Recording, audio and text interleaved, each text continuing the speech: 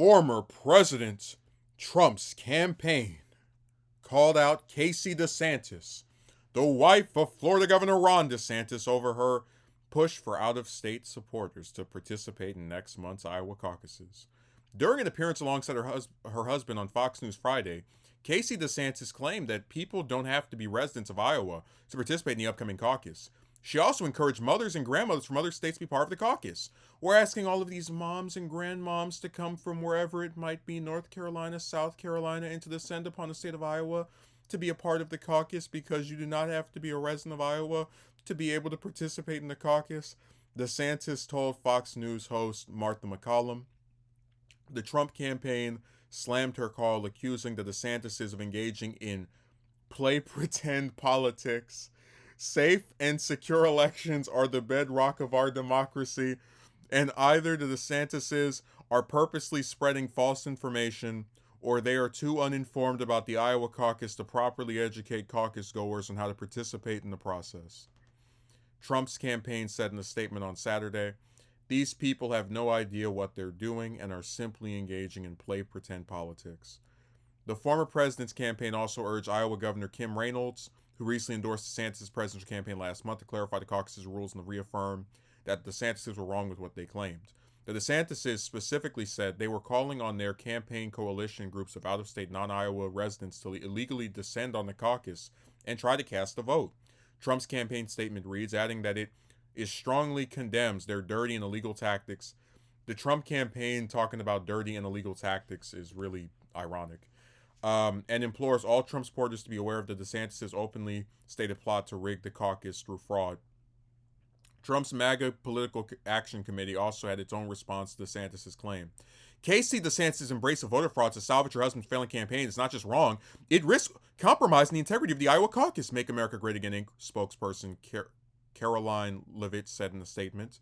This type of irresponsible and desperate rhetoric must be addressed by both Ron DeSantis and Governor Kim Reynolds, who campaigned for election integrity and was elected to protect the votes of Iowans. Both Governors DeSantis and Reynolds must reject and condemn these comments and apologize to the great people of Iowa.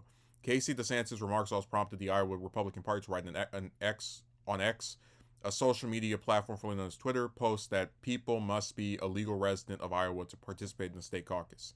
In her own X post, DeSantis, while noting the residency requirements for caucus goers, said that there are other ways for non-state residents to participate in the upcoming caucus, encouraged them to volunteer and sign up. When reached for comment, the DeSantis campaign directed the hill back to the Florida First Lady's previous comments. So this is not really that big of a deal. What you have is a lady that was supporting her husband who said, "Hey, if you're coming from another state, that's fine. Help us out over here." And she probably, I'm being generous here, meant it as, yeah, you guys can still be involved even if you can't vote. And the Trump campaign sees this comment, along with other Trump affiliates like the MAGA Political Committee, and are using it to kind of like, DeSantis is failing. That's why he needs voter fraud to win Iowa. But it's very obvious to any person that knows a little bit about elections that if they were serious, I mean, like, I can't say to someone in Nevada or Arizona, "Hey, I might not win this California election, so can you guys come over here and vote in the place of someone that lives here?" Because that's illegal. They wouldn't be able to either, because when, at least over here, when you go in for a vote, they check to see your name, where you live, and then you go from there. You have your ID to confirm you're the person that's on there, and then you can go and vote. So it's goofy. Like, I am in no way a DeSantis supporter. I think he is in many ways worse than Trump as far as any of the stuff that Trump did. DeSantis would be more effective in doing,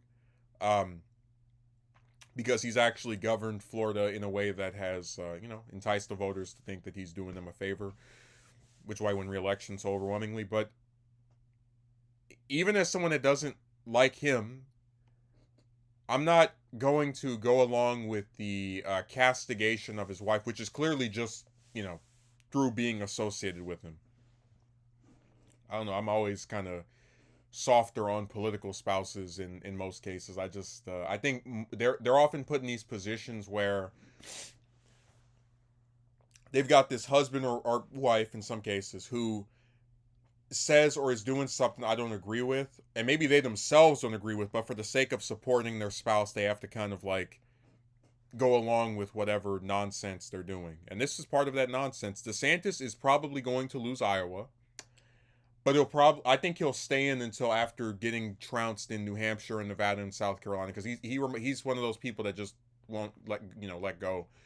And when that happens, we're going to see probably um you know some articles about why his campaign failed, why it didn't work out. And trust me, his wife saying people should come to Iowa and vote, or Iowa and support them, it's not going to be one of them. This will be forgotten by the time the first primary starts in a couple of weeks.